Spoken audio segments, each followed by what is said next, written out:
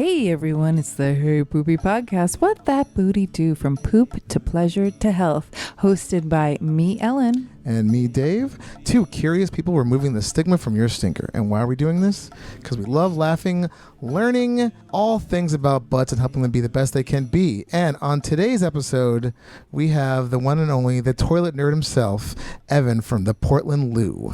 And what is the Portland Loo you're questioning? Well, we got this amazing toilet from a news article a couple months back, but it is the best, most ingenious public toilet that keeps it clean, simple, and cost effective for every major metropolis. Yes, currently they're pretty much in the US. There's one in New Zealand and some in Canada, but we are dying to have this thing in New York City.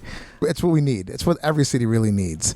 And you can hear all about it in a clip like this. So I do have a funny picture. When I moved to downtown Portland, I lived there for 2 years, and I lived right across from my apartment was a Portland Loo, just like right out my front door. And I'm all proud of it. I'm telling everyone in my front building, front office, that's what I do and what it's about. Well, it wasn't like about a few days after I'm there, I have a picture of a person peeing on a tree right in front of. And, I was just so shocked. I got a picture of it where it's just like, I couldn't even believe it. I'm sending it to the Portland Parks director. And I'm like, I could not believe this. Like, we do everything we can to make sure they're free and available and there. And it's like, right in front of them is the public restroom. Shaking my head, shaking. Yeah, that seems very American right there. That's very, here's a solution right here. I don't need that. So how could you not want that in your city, your town, your walking tour area? It just stadiums. It belongs everywhere. Exactly.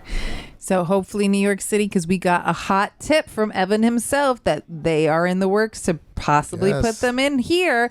So we can't wait for me and Dave to get use of that with the Portland Loo. But do you want to know more about Dave and I? You do. You definitely do. Head on over to heypoopypodcast.com, where everything you need to know about how to support us on our Patreon, to our merch, and so much more. Yes. So please enjoy this episode and on to the shit show. Hey Poopy, how you doing? Hey Poopy, how you doing? I'm just, trying to find a place with like-minded people to talk about like-minded things about me, about poop and stuff. Hey Poopy, how you doing? Hey Poopy, how you doing? Oh man, what's this right here? Is this a podcast about poop? Hey everybody, welcome back on Dump Day. Hey everybody, this is the Hey Poopy podcast with Dave and Ellen, and this is episode 171, but it'll always be number 2 to us, our favorite number, and we have a very special guest today. We have Evan Madden, the toilet nerd from Portland Loo. Yes, thank you for being on the show. Yeah, thank you for having me. Of course. And Evan, before we go into what you do, we like to know how you poo. How have you been pooping recently? I think with the chart you sent, about a 3 or the 4. Ooh, that's a good one. That's really good. 1 a day, 2 a day. 2 a day? Yeah, nice, solid. No pun intended. But it's always nice for them to be solid over squishy. Yeah, that's true. You'd be in the bottom of that chart. Yeah. So, Ellen usually has like a nice story to tell. So I have been going to the bathroom quite a bit. I was away at my friend's memorial. Oh. It was beautiful. Actually, it was really fun. I got to see, it's a friend of mine I've known since I was 15. And her husband had put on this whole thing up in upstate. It was great. I got to see his family. I haven't seen it forever, like a million people. So, but as a result, I was eating like crazy, not crazy, but just like not my normal. Like he had fresh lobster, like fresh lobster rolls, not frozen. And he was just like, I gave this guy so much money to like he's a restaurateur friend. So just like all this stuff I wasn't really eating at home that much. And I was in the toilet like crazy. Oof. Just a ridiculous amount. Like I can't even keep track of like how many times I had to go to the bathroom. So, and I'm guessing Bristol 6s. It varied. It started off at 4. By the end of the weekend, it was just like, I didn't even look anymore. I'm like, what's the point? It's just like, I was just going so much. Oh, Lordy. Yeah, so I'm still kind of on the tail end of that, but I've gone twice already today. So I'm hoping by tomorrow the ship will be righted. Well, we know from the blue muffins that you have very low malabsorption, so that stuff is just squirting right out of you. Yeah. and I didn't have my vitamins with me. Oh, lordy. So, it's a mess. But Either that or the vacation poops where you're not going at all. that's true. I didn't get that. I got my stomach was like, what is going on? Like, are we going to go back to this eating or no? Like, what, like we can't make a decision. So, yeah, that's where I'm at right now. It's kind of a mess. So I'm sorry. it's all right. Happens. Let's keep you in your bubble. Get you pooping back to normal. I was enjoying myself too much. Well, I, over the weekend, found some chicken of the woods mushrooms. And if you don't know what they are, they're wild mushrooms that feel and taste like chicken. So I made chicken nuggets, but I have a forager friend, Jason Weicker, who's been on this podcast, and he's somebody who I was like, took a picture of him to double check, and he's like, be careful. They have a ton of fiber in them. And I was like, ooh, I'm playing with fire here. I like this. And so I ate them, made chicken nuggets that were delish. And I was very surprised. I've never had chicken of the woods before. And the next day I was like, yeah, what's going to happen? What's going to happen? We're preparing for it. But as all you know from the blue muffins, my digestive tract is much slower than Dave's. And I feel like I didn't start really pooping them out until like yesterday today. But yesterday and today have had the most beautiful textbook Bristol 4 poops. Wow. I had 3 of them today. Excellent. Yeah. And I'm like, Jeez. I love those mushrooms. They just keep my body going. And on top of it, when I did 2 poops today at home, then I had a photo shoot before this, and I had to pee so badly when I met up with my model at this cafe, and I ran in to pee, put my pants back on, and I was like, nope. You're in here for a little more. So I took my pants off, pinched off a poo there. Was so glad I had my cleanse with me because it was a little sticky wicky.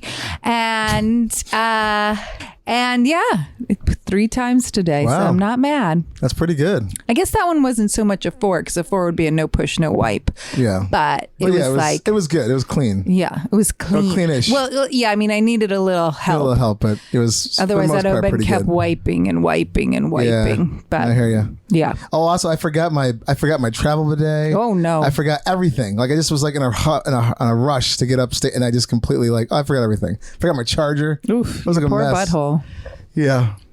So anyway, So now, Evan, now that we have checked in, will you tell us a little bit more about yourself besides you? Yeah, so I'm with my family's business called Madden Fabrication, and we do steel and metal work and fabrication specifically. That got us the contract to build the stainless steel public restroom that the city of Portland dreamed up and kind of came up with. So when they designed what they wanted, they weren't capable of building it. And that's how we won the contract to build what they would need for that. So. Amazing. and that's called the Portland Loo.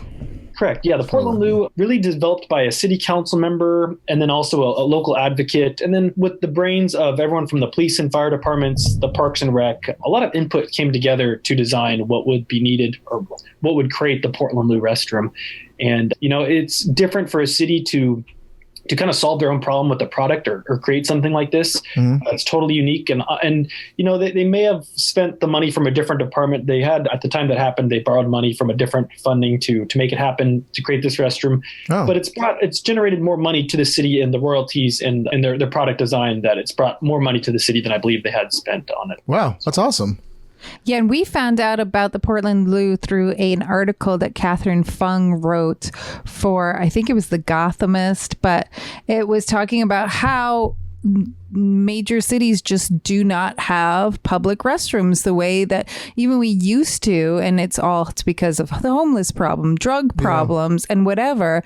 And I have brought this up with Dave numerous times because there are such a thing as called a public bathroom in a New York City subway, but nobody wants to use it.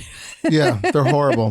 I mean, it was a part of a greater article that they mentioned the Portland Loo and the fact that, like, New York City specifically, but how, like, they just don't want to spend the, I mean, we have the money to do it, but they don't want to spend the money on workers actually cleaning, like, you know, said toilets and everything. And so as a result, we have nothing, there's no places to actually go, which I've shit my pants, but and that same exact thing happened. I couldn't get into any, like, public restrooms, so it's a nightmare. Especially thanks to COVID. Like at least before COVID, you can go into any Starbucks, and now that Starbucks is using COVID as an excuse to not use the bathroom. But the law here in New York City is supposed to change in November. But in the meantime, you brought to the world the Portland Loo, which looks like the best way to fix this problem for major metropolis. Yeah, and thank you for saying that. I kind of feel the same way too. And what's unique about the Loo, and you see it right away, is how open and exposed and different looking it is from any other public restrooms too. And when selling these restrooms, I would just try to cold call people. Hey, I would do Google alerts to kind of find out areas that just had problems with public restrooms, cities, parks, and just kind of keywords that would tag to, the need that was already out there. So, calling and trying to, get that information out to people you already know need it. You really can't present it unless it has the pictures along with it to understand how different it is. And really it's what makes Loo special. It's meant to be uncomfortable. It's meant to just have the basic features to be ADA compliant, to use as minimal water as possible, and then just kind of give people just what they need to use the restroom, be sanitary, and then move along as well. And it's not like a porta potty. Like, we understand that this is a audio podcast, so we need to describe it a little bit more. And we will link your website and everything in the show notes so people can see it. But this is better than a porta potty. Oh, it's amazing. It's a flushing toilet, and connects to the water and sewer. Electrical can be optional. We can power it by solar. New York and Portland and northern places, we don't get enough sun that it really works. Where we have freezing temperatures, that we have to have extra power to keep that going. That solar doesn't work so well for that. But, we can also do it kind of off the grid too. It's a little more complicated, but we can have it connected to a septic tank or flush with a reservoir tank as well too. I only have about one installation like that. It just takes more maintenance and kind of more design to get it implemented. But it is pretty cool that this really design or structure can be added to a lot of different places. And it's amazing when you and I, or all of us know, that's like when you need public restrooms, you're thinking about your podcast and your job along the way, that, you're trying to bring attention to this issue that you're finding, everywhere as well. And I was traveling, in the pandemic, I was traveling for a road trip, and the same thing with gas stations and even fast food restaurants. There was no indoor seating. All the public restrooms are closed. And just like that scenario, nobody wants to clean restrooms. And the same when public restrooms do come to the city, it's, which department has to clean it. And, and nobody really wants to do that. And if there's not like a program set up that cleans stuff in the city, they usually will take on the Loo. But if there's nothing like that, then, it's the blame game of who has to take the responsibility to clean it as well. And we really want to make it as easy to clean as possible too. The city council member that really pushed this, Randy Leonard, was a volunteer fireman, and he just wanted the concept of you just bring in the hose and you just blast everything down and just do like a strong power wash whenever you can, and that's how you just clean it. And that works great to really just rinse and touch every feature that can collect nastiness as well. So it's a good way to just kind of low impact and clean everything. Yeah, because we've all seen those public toilets where somebody did not want to sit down and said they spray poo everywhere, and Dave and I are like, why? And with that, you just kind of have to make sure it's just cleaned regularly, and it just takes one person like that to leave that mess that ruins it until the next time it gets cleaned. So it's inevitably going to happen. You just have to kind of plan for that. And because here in the city, they have like the subway cleaners. They have like a power wash system. They come to every subway stop. So for me, this is great because it's a no-brainer. Plus the fact that it just plugs directly into the sewer lines. And it's not like a whole lot of technical stuff. You just kind of like plug and play. And then if you're in a truck somewhere just flying around as part of your route, you just find this thing, spray it down, done. I love that. Yeah, exactly. And we even have space in the utility cabinets that are just locked to maintenance staff, just so they have access to the the cleaning supplies and the paper supplies they need. So you're right. They can just pull up with that portable a power washer, hose everything down, and then all the cleaning supplies are there to restock it and get it back to normal as well too.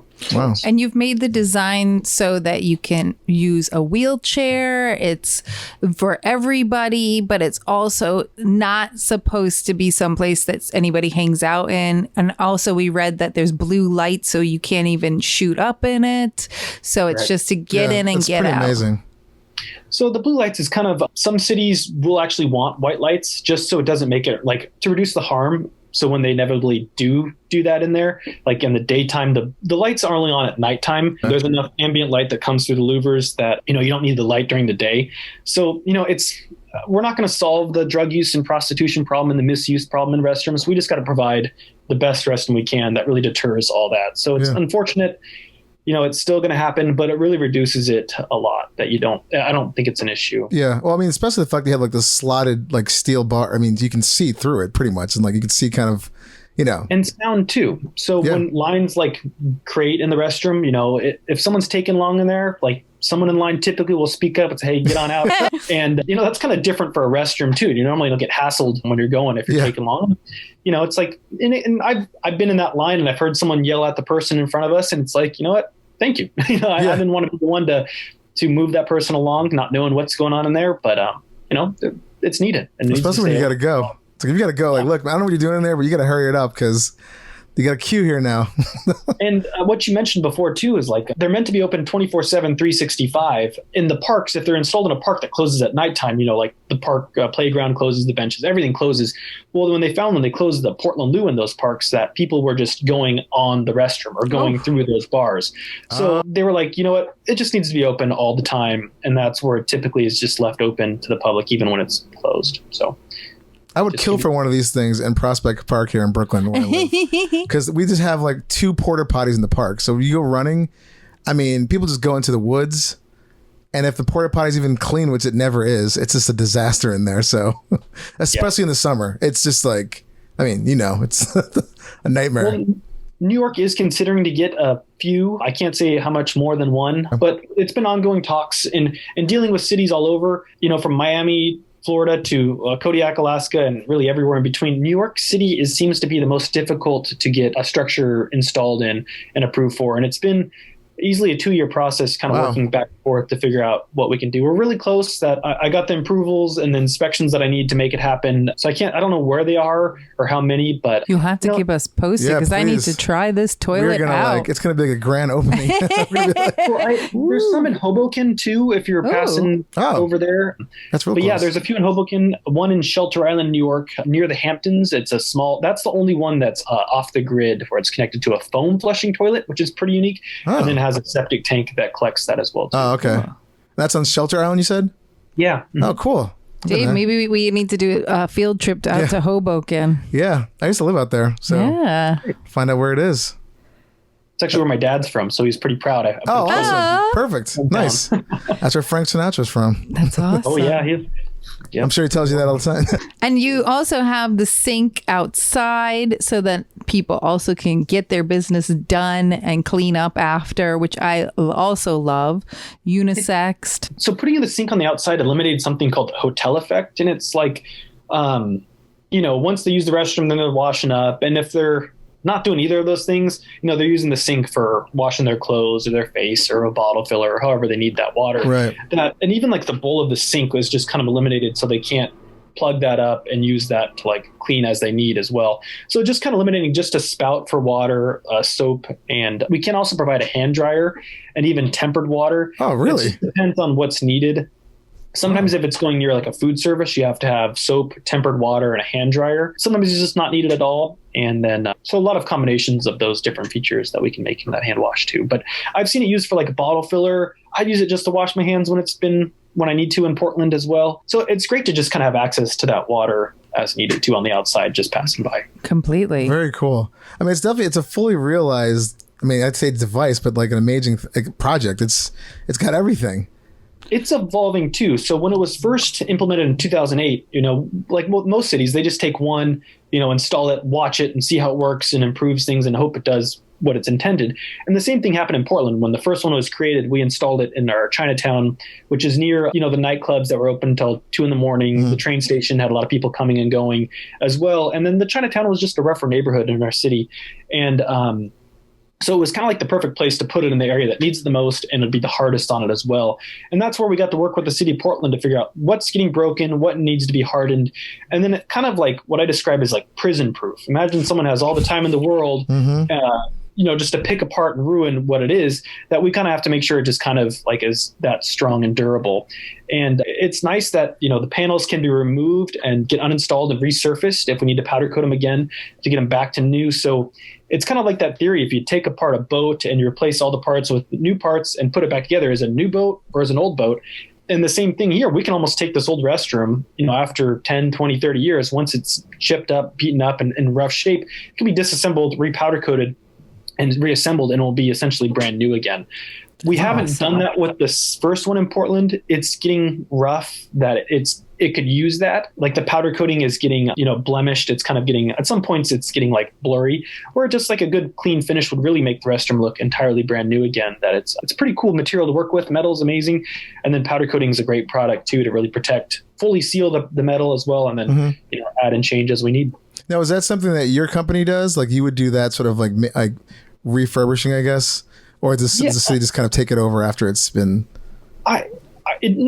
Yes and no. I'd love to help with that too. But if it's like in New York or somewhere on the East Coast where it's just further away, it doesn't make sense to ship it. Right. When powder coating can be done anywhere. What I can do is just send the color codes to make up the exact color match that you need. So it's all can be recreated elsewhere as well too. Okay. You don't need me, but we're happy to help with that too. And so the first original one, where is it in Portland and how long has it been? Since 2008, it's right next to the bus station. Forgive me for not knowing the cross streets, but it's like right attached to the bus station or the train station as well there. Okay. So 14 years. So that's a really good long time for it to now just be showing wear and tear. And that's the first model. So that's correct. amazing. And I always say it's like a house. Like you'll see a 100-year-old house where, the bones and structure is still good, but the fixtures and everything else that you use daily is typically been replaced or updated. And the same thing with the Loo, the plumbing really should last a long time, electrical as well too.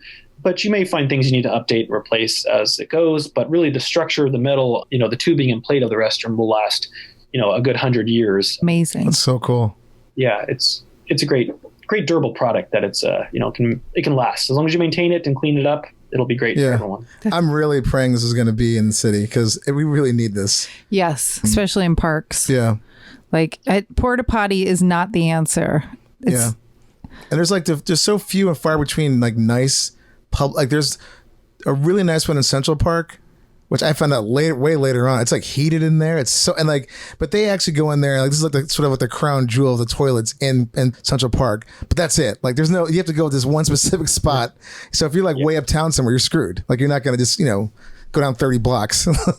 And that's exactly it. Like putting in the middle of the park, it's great once you're in the park, but if you're just passing by, it's not the best. And in helping the siting the restrooms, I really kind of push my customers to look below ground and above ground. And below ground to make sure the utilities that they need are close by, because that can get extremely expensive. And like, if you never deal with that stuff, you have no idea. Like just moving water and sewer just a few hundred feet can get like, $20,000. Like you can even get way more than that. So, and then also looking above ground too, you want to make sure that it has good sight lines. It's going to be an area that people kind of have to pass by and engage with it, whether they have to use the restroom or not. That is just kind of in your way that, people won't be thinking they can live in it or camp around it if it's going to be like in the natural path of people crossing it. So crime prevention through environmental design, CPTED, is kind of the overall principles I push to people and help siting just kind of create to That's stop amazing. Misuse. Wow. And I know this where our country is just a little over 200 years old, but in Europe they have public toilets everywhere. It's about time this country gets their shit together. Pun intended. I was very excited to go to France and see the public restrooms because JC the French advertising company, really kind of rebranded, or excuse me, they use those public restrooms to advertise off of. So they're automated self-cleaning toilets called APTs, the automatic public toilets. I was so excited to go to France and see that. Everyone I saw was closed and out of service. I know. Oh, some of them, one I got to go in and see it. It had a sink that was, plugged up and full of nasty water. Like, I didn't know how it got so brown and gross in there. Covered and everything too. So it was kind of a shame to not see it in action, but even in Paris, France, they had the green ones. Those were out of service. In Lille, France, they had the more of a white, a different style almost altogether. It's more slimmer, probably newer. Those are also completely closed. And I never got to see those. So, and that's how the Portland Loo truly came to be, is kind of because of the failure of those automatic public toilets in Seattle, that when the pay to use eliminated the people that, the homeless and the people that need to use it the most, when that barrier is there to pay to use, they don't have to pay. They don't have to use that restroom. They will find somewhere else to go. And I wouldn't challenge them on that front. So you just want to make sure it's available and cheap and free to use. And the same thing with the door and automated features. It created too much privacy with the structure with fully enclosed. And then the automated features were really vulnerable to malfunctioning and vandalisms, and then very expensive to maintain and replace too. So the Portland Loo really just took a product that was going wrong and just, eliminated the things the misuse of it and the problems of it. So there's no moving parts or features on the Portland Loo other than the front door. And with that, we can't get around that too much, but it's always free to use. It should be open 24/7 as well. And then having the semi-private really eliminates people from, extra set of footsteps or 2 set of feet in there as well, or people laying down and living in there too. So it's works great in that sense. Oh, it's incredible. I mean, do you guys have any of these units in different countries yet? I have quite a few in Canada. I have one in New Zealand on Dunedin Street, in Dunedin on Baldwin Street. It's the steepest street in the world. It's a big tourist destination and landmark for the city, but there's no structure or building that goes along with it. It's a residential street that everyone would go visit and then do their business in the bushes, yards, or wherever they can find. No. Wow, so it's crazy. That's awesome, though. You got it there. I love New Zealand. So cool on that. Well, it's a great place. I'd love to see it. But, it's kind of learning that river walks, kind of like places where people will travel long distance and enjoy a long strip of park or whatever, that it's great to kind of have restrooms sporadically placed along the walkway as well, too. So not one area is more covered as well. The Portland Loo being a single occupant, unisex restroom, it can handle about 300 to 400 flushes in a day at the highest peak time. Wow. So putting 2 next to each other doesn't really make the most sense at times. That separating them apart can really cover a greater area and still service as many people as probably 2 together would. Wow. That's incredible. And so when you say 300 to 400 people, is it because of the use of water or what? So my busiest ones are probably in San Antonio along the Riverwalk, and they have a fiesta there. And I'm not even going to try to say the name because I think I forgot it, but it's a city party once a year in the summer that brings everyone together to their Riverwalk. And that's where they find they track the motion of the restroom. We're not able to tie the use counter to the toilet. We want to separate the electrical from the plumbing just so it's not a headache for a plumber and electricians to fix either or. We found that, if there's a plumbing issue, that the electrician needs to be there too. So we just keep them separate. We have the use counted by motion. So when you enter the restroom, 3-minute counter runs until it collects the next motion. So if you're in there for 6 minutes, it counts you as twice. If you're in there for a minute 30 seconds, another person in there uses it with that same time, it counts it as just one usage too. So it's not always the best way to gauge how much it's being used, but you can also track it off the water usage. And San Antonio tracked it off the water usage and off the motion as well to kind of determine exactly how much it's been used. And that's where they even tied it to their waste cleaning, the city street cleaning budget to say, hey, it really improved what we had to spend on this, made it worth it. And now the city's just installing more every time they need a new restroom. That's amazing. Too. And how much does this cost a city? So the purchase of the restroom, it's about $130,000 to $140,000 with depending on the options. It can be more than that too if we need to upgrade the stainless steel to 316 marine grade stainless. And then, so those are kind of like the fixed costs that we just know. What's the unknown is the installation costs.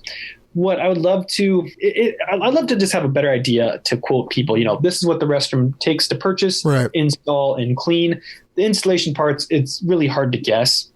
The numbers I do provide are like the best case scenarios, hoping that water, sewer, and the foundation work goes smoothly. But really, you can't really stamp your flag down and say, hey, this is going to cost, this much to install the restroom. Some real work has to be done to figure out where the utilities need to come and where. Yeah. Well, each city's different. Infrastructure, I'm sure.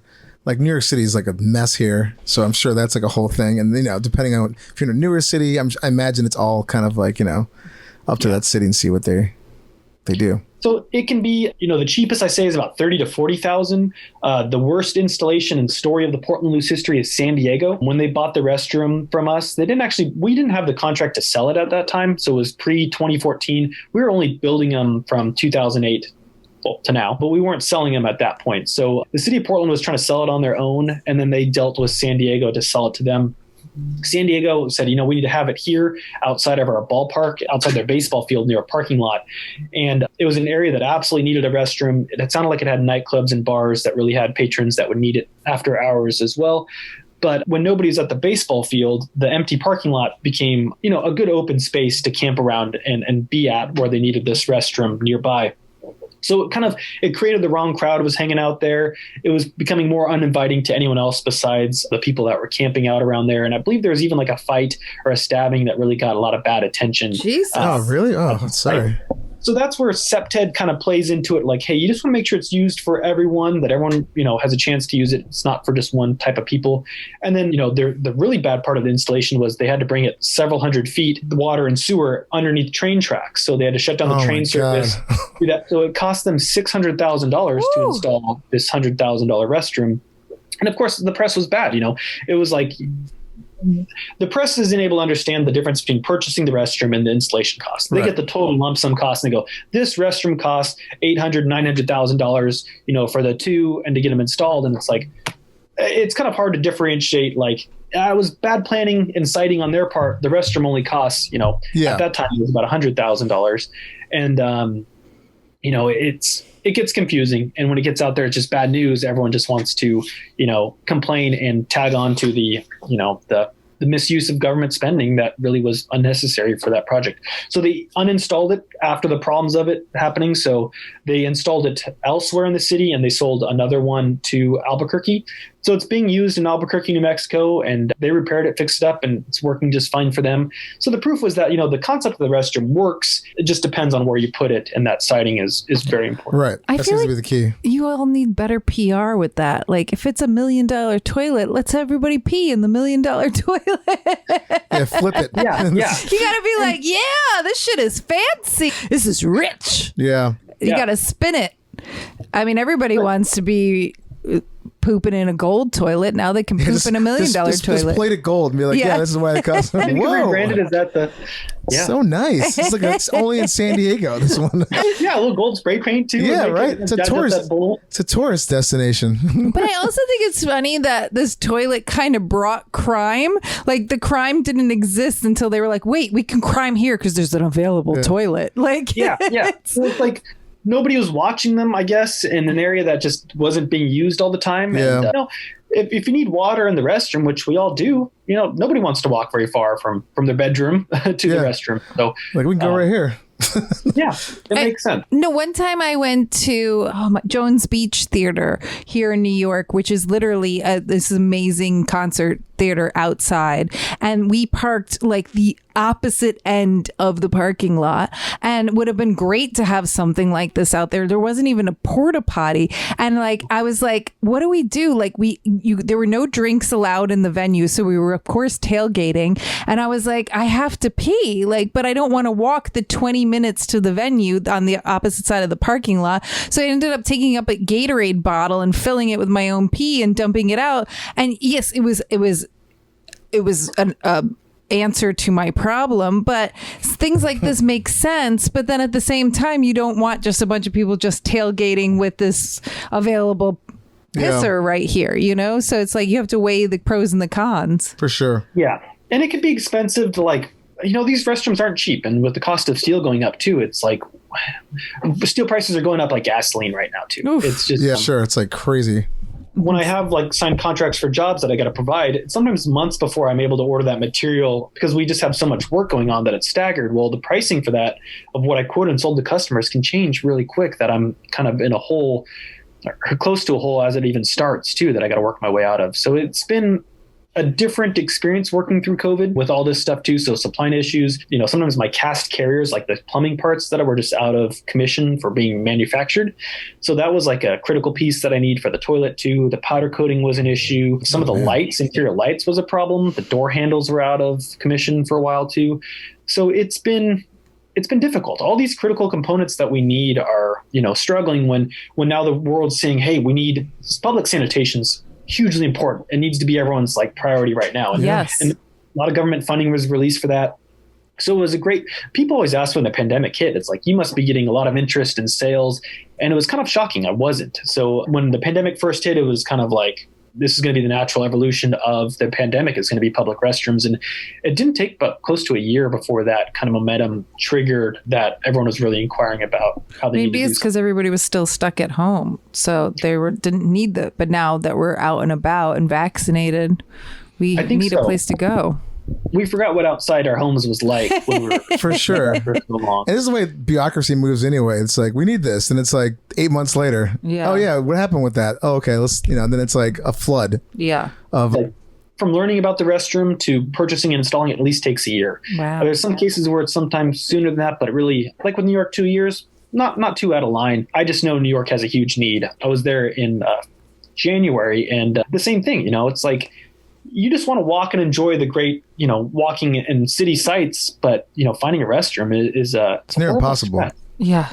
I mean, Yeah. so yeah, kudos to you, because this is a great thing, and I'm glad that we found you in that article, and obviously you're on the show. So it's fantastic invention and just product in general, and I can't wait to see this in New York City. Yes. It's pretty remarkable.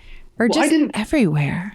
No, thank you, and I appreciate it too. It's fun being a part of this, and claiming the restroom nerd title is fun too, because it's a great way to talk about it. It's like, what do you do for work? And it's like all right, you triggered my long talk of what I do and why it's important. But I didn't have a part in designing it. I just get to champion it and kind of take it on as elsewhere too. So it's fun to be a part of it. A lot of credit goes to the city leaders in Portland and an advocate who you'd probably love to have on this show. Yes. Carol McCreary. She is fantastic for this. I'll too. email you What's her- after. yeah, exactly. We'll get the name again, but fantastic. And she's a part of the public hygiene group called Flush. Public hygiene lets us stay human. And Carol McCreary really started this initiative for Portland, started Flush as well. She's kind of retired and stepped back. She may have someone else from the Flush organization come on and talk, but she's a great personality and will have a lot to say about this too. That's That'd be great. fantastic. Yeah. I'll email you after, because we love talking about people and their toilets. Yeah. There's a great community of restroom nerds out there. Yeah. That's the thing. It's like people that don't even say they don't like talk about this kind of stuff. The second they hear it or see it, they're kind of like, oh my God, I never thought about this. Like, this is something, I do need, because everybody's been in that situation where you're walking around the city or wherever you are, and like, I really have to go. And it's just like, either you got to have your friends kind of, hey, watch out, or just it's an issue, and it hasn't been addressed at all, and it's really sad. So Yeah, but people who don't want to talk about it, it's happening to you unless you don't leave the house. So about it. they're definitely going to be like, if they saw this, they're like, yes. Yeah. So Like that concert you mentioned right away. You're like, you see that once you're in there, you realize you have no other options. It's like, this is, who plans this out? It's kind of a shame, because we all just don't want to encounter it. We don't have, encounter someone's waste. We don't have to do it ourselves when it comes to that time. But, absolutely. I don't blame anyone for having to do that when they need to. Because when that panic sets in, when you can't find a bathroom, that's real.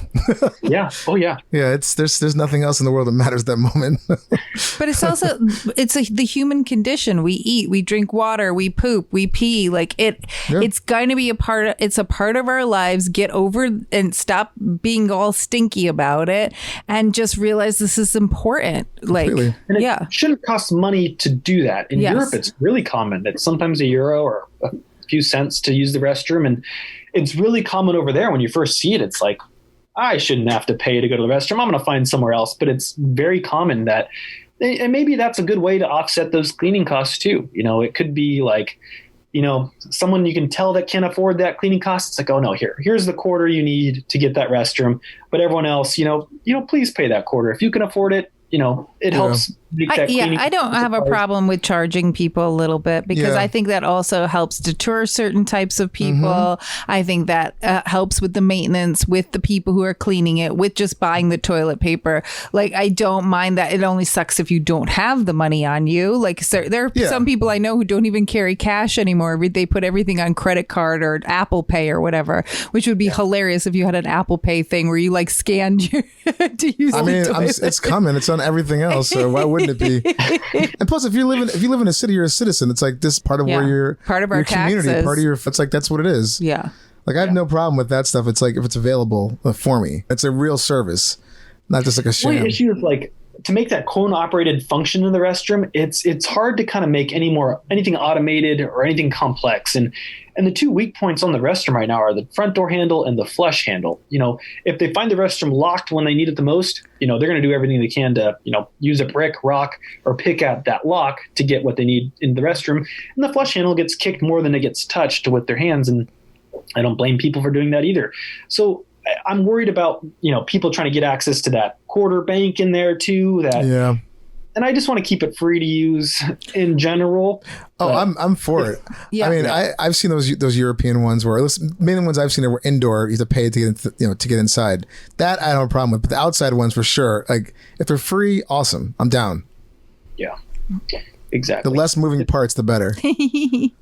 So I do have a funny picture. When I moved to downtown Portland, I lived there for 2 years, and I lived right across from my apartment was a Portland Loo, just like right out my front door. And I'm all proud of it. I'm telling everyone in my front office, that's what I do and what it's about. Well, it wasn't like about a few days after I'm there, I have a picture of a person peeing on a tree right in front of. And, I was just so shocked. I got a picture of it where it's just like, I couldn't even believe it. I'm sending it to the Portland Parks director.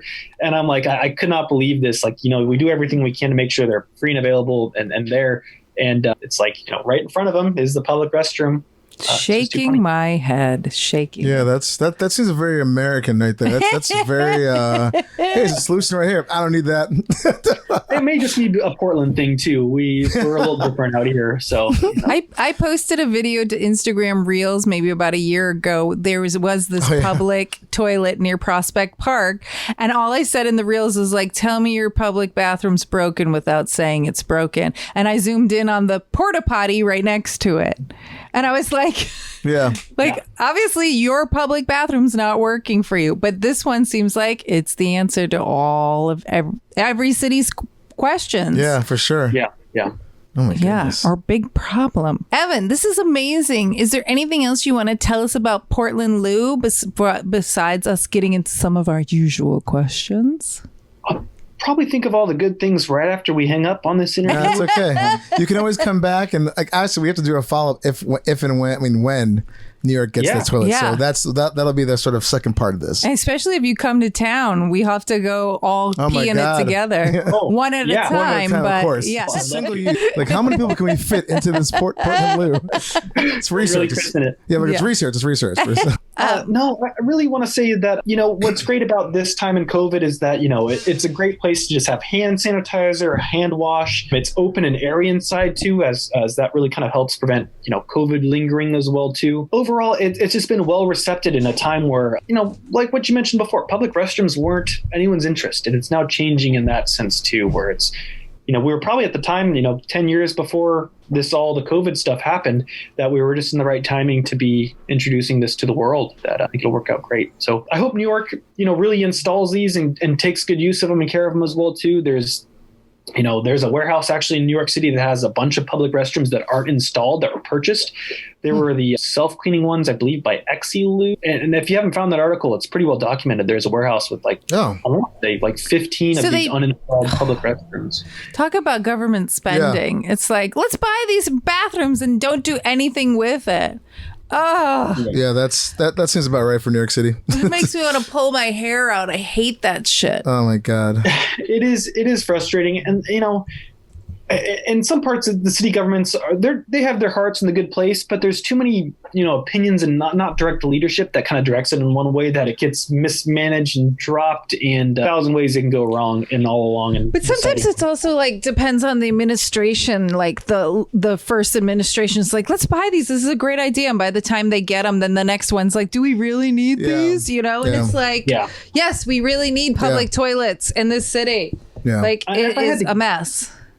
If I had to guess what happened, they had some funding that, they wanted to spend $10 million on these restrooms, and they spent it all, $10 million of this on these restrooms. And so great. Now, where are we going to put them, or how are we going to install them? Yeah. Who's going to pay for the cleaning, installation, and everything else? And it's like, well, we didn't get that. They're like, huh? What? Yeah. So it can be a challenge along the way if it's not completely thought out in that sense too. Yeah. And same thing with San Diego. They don't realize how much it costs if they don't plan for it properly too. So. Planning up front. We're at their mercy, really. We just need to pick the right ones. So, Evan, I think I sent you some of our regular questions. Can I ask you some of them? Go ahead. And this also goes in with the Portland Loo. Which kind of toilet paper do you use versus the Portland Loo uses? And do you put it on the roll over or under? I am an over placer. The Portland Loo we actually don't send toilet paper with. Oh. We did actually send a promotional one at one point, but that was just at the grand openings of it as well okay. too. The rest, I'm a 2-ply guy myself. But yeah, no, I think I was a bidet. You mentioned the portable bidet before too. I use those and like those as well. I'm more of a paper guy, I guess. But Cool. It's not a bad use. Water Nice. as well. And the toilet paper in the Portland Loo, is there something that covers it, or how big of a roll is it? Like, We just put the 2-roll in as standard. There's like different options, and it's whatever they request. Oh, okay. Sometimes it can be a flat bar that doesn't allow it to spin very well. Sometimes it can be the 2 large rolls that feeds to one center point. It's whatever the customer prefers. Oh, okay. yeah, I'm just wondering, like, because I could see me going like, look, a Portland Loo, and then going in and be like, of course there's no toilet paper. Sometimes if it gets not washed properly, they can get hit with the hose and get wet. So it's like you just got to be mindful of that. It's not a complete blast to everything. Right. You just got to be mindful of that toilet paper. But there should be always some stored in the back of the restroom too. Oh, that's good. Cool. And then, do you sit or stand to wipe your butt after you poo? I have to say, I didn't realize the standing was a thing. Yeah. Yeah, a lot of people. That's the same reaction most people have. But we've had some sitters or standers on this show. We've had standers, and there's this actor Luke Cook who did a video about it, and I used that, and 30% of the people who answered our poll said that they were a standard. So I think there's a lot more standers out there than we expect. There's probably I think about bathroom and shower routines. There could be some weird behaviors that go totally unaccounted for that you'll never know. No one's tracking this data except for us. Yeah. This is why we have to ask the question. It's important. Totally. Pooping minds need to know. And Evan, what's your first memory of poops or farts as a child? Man, this is a good one. I'm glad I get a chance to tell this. My favorite one, taking a bath with my sister. We were very young, like toddlers or whatever, and there was some came floating by unexpectedly, and that is forever mentioned and told by my parents. And I'm assuming your sister did it. Yeah, no, I wouldn't tell the story if it was me. Was she younger than you? Yeah, just by a year. And now she has a daughter of her own who pulled the same stunt on her as well. So it's runs in the family. Tradition right here. Okay, that's hilarious. That's my so brother good. did that to me too. So yes, I'm the oldest. Oh, good. And what's your best cure for diarrhea or constipation? Raisins. Raisins are like prune juice or something like that. Stuff works pretty well. That happens. And what about diarrhea? Don't really have anything for that one. Oh, maybe you're not somebody who gets diarrhea that often. Pepto-Bismol. Yeah, I'm hopefully a normal amount. Yeah, I get it all the time. Yeah, that's another good survey question you guys need to Survey says. And do you have any other products that you like using for going to the bathroom? From matches, sprays, stools. You said you kind of like a bidet, but you prefer just paper. Anything else we couldn't even think of? The Squatty Potty is amazing. Yeah, it's good. You realize when you don't have it how much you miss it. And that and the portable bidets I think are great. Normal bidets are just fine too. Yeah, no, all that. Then like the pooper. Oh yeah, it's great too. We keep that around here too. It's not something I use all the time, but it works well. Nice. Yeah, when you were a kid, did you even expect yourself to be, if you're working in the family business, to be talking so much about toilets? No, not at all. I had no preparation for this, but it's become like I've taken on that toilet nerd title. It's fun to, like when someone says like, what do you do? And it's like, okay, well, you're in for a wild ride of what it is. Dig in. It's interesting. It's a good conversation starter. It's something I always talk about whenever something comes up too. So it's, it is, it's a funny topic. It's weird. It gets people's interest, but it does make people uncomfortable a lot of the time too. So yes, it's pushing the boundary. And we've had people on the show like that never thought that they would ever talk about this, and then all of a sudden they start writing a book about it, or they have come across like an illness that they or a family member had, and it just snowballs from there. You become just a person who likes to talk about toilets and poop. It just happens. It just happens. Yeah. Yeah, you never know where your life's going to take you, but it's too funny. And if you have to go to the bathroom so badly, Bristol 7 coming out of you, and there's no Portland Loo or any other toilet of any other kind in sight, where do you choose to go? Somewhere in your pants or somewhere on the ground? If I can get privacy, it's on the ground. If I don't, it's staying with me. Yeah, yeah, that's pretty much same. Yeah. Yeah. We're That's what always most people, worried yeah. about people with their camera phones. Yeah, nowadays you can't do anything. You'll be on some video, YouTube thing, instant whatever. Yeah. Like so. Oh my Yeah, getting goodness. famous for the wrong reasons is kind of one of my fears. Yeah, exactly. And has anything like that ever happened to you? No. Oh, well, yeah. Yeah. Oh, no, You don't have to go into details if you don't want, but yeah, no we pressure. celebrate it here.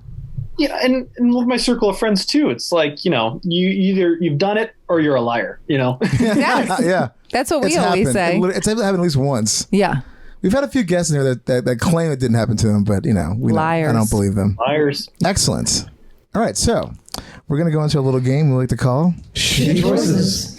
And for today, we have, would you speak to animals, but to do so, you'd shit your pants every time it happens?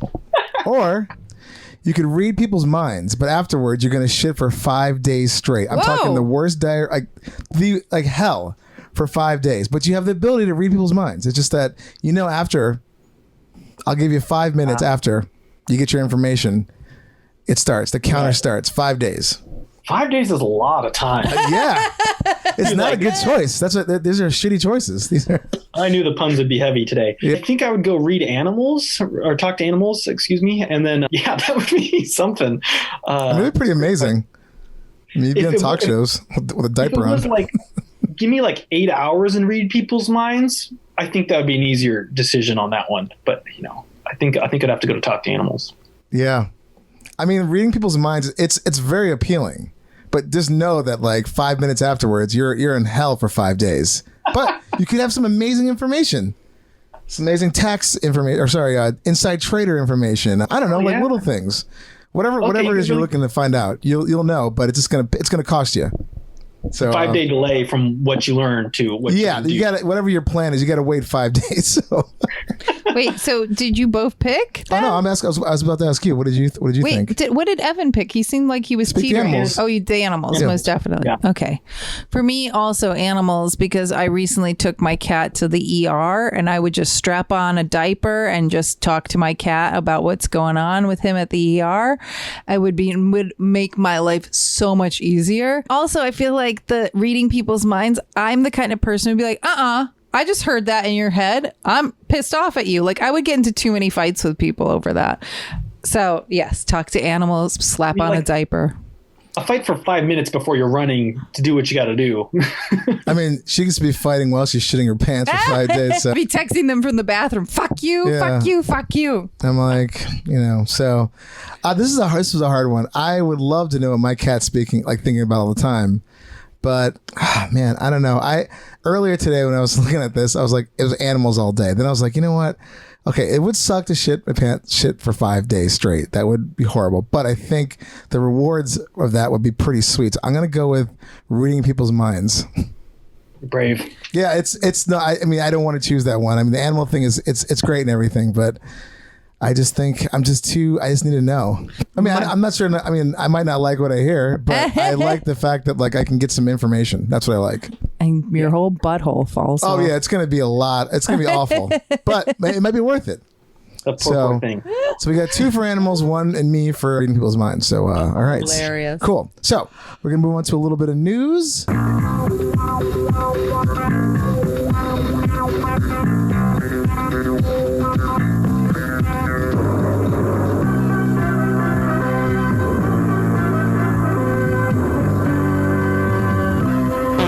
Okay, so I'm not a huge sports fan, but I saw this and I could not stop laughing. So this was on TMZ Sports.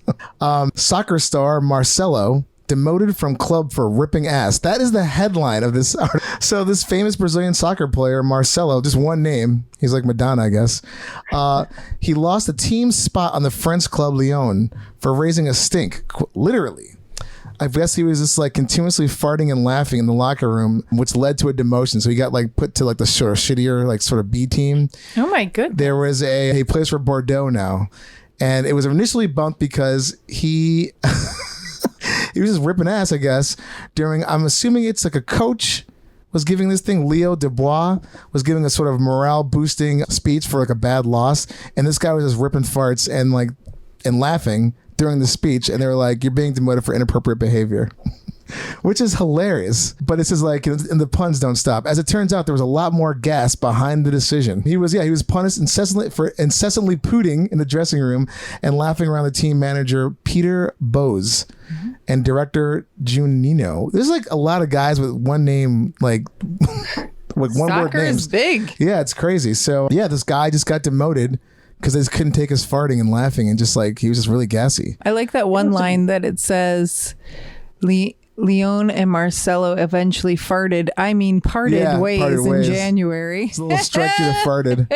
So yeah. So if you're part of a soccer club or a football club, just hold it in, or maybe like go somewhere else and do that, or maybe don't laugh. I don't know. What I always say, if you got like that much gas, you gotta go number 2. Like, Yes. Yeah, or go see a doctor maybe. Yes. Say, Doc, I can't stop farting. It's really funny, but it's just a lot. It's becoming a problem.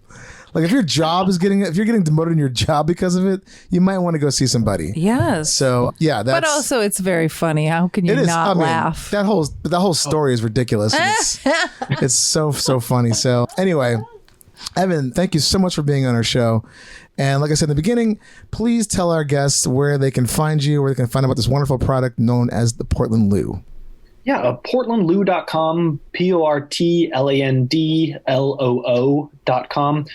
Portland as in Oregon, not Maine. And then, really, doing your own research about just public restrooms out there. If you don't have anything nearby, typically cities have an organization or kind of a city council or a neighborhood association you can kind of petition to, or they could already be talking about how they need restrooms as well. So maybe try to look locally to see if there's not some movement already for public restrooms. If you want to petition them to, more information can be found on my website too, portlandloo.com. And, really just kind of find out if there's already an issue or whatnot, or find out if there's one nearby you can see as well too. There's 146 throughout the U.S., Canada, and then one in New Zealand as well. Amazing. We need 146 million more. Yeah, exactly. Could up that number. And you heard it from the mouth of the toilet nerd. So, go out there and do it, people. And thanks for laughing and learning everything but with us. And happy pooping, everybody, and enjoy your butthole. For more info, go to heypoopypodcast.com or email us at heypoopypodcast@gmail.com. You can send in show ideas, guest requests. Check us out on Twitter at heypoopy, Instagram at heypoopypodcast, TikTok, heypoopypodcast, and our awesome new Facebook fan page. Go check it out at heypoopypodcast. We're also on Discord at heypoopydumps, or you can contact us at our new awesome hotline, 203-998-5579. Hey Poopy Podcast is brought to you by Perfect for Entertainment. Produced by Dave and Ellen. Edited by Dave. Executive producers Stormy Leather. Theme song by Jordan Perlson. Hey